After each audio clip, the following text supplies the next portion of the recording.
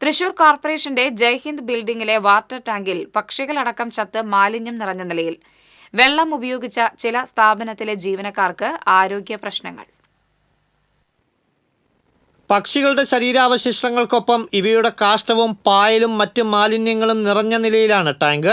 Thrissur corporation ഓഫീസിന് തൊട്ടുമുൻപിൽ സ്ഥിതി ചെയ്യുന്ന ബഹുനില ബിൽഡിംഗിൽ നിരവധി സ്ഥാപനങ്ങളാണ് പ്രവർത്തിക്കുന്നത്. ഇവിടങ്ങളിലെ ജീവനക്കാരും ഇവിടേക്ക് എത്തുന്നവരും ഈ ടാങ്കിലെ വെള്ളമാണ് ഉപയോഗിക്കുന്നത്.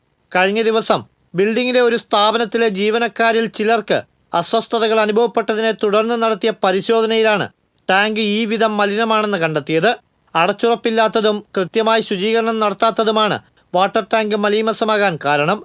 നിലവിലെ അവസ്ഥയിൽ ഇതിലെ ജലം ഉപയോഗിക്കുന്നത് കടുത്ത ആരോഗ്യ പ്രശ്നങ്ങൾക്ക് കാരണമാകും.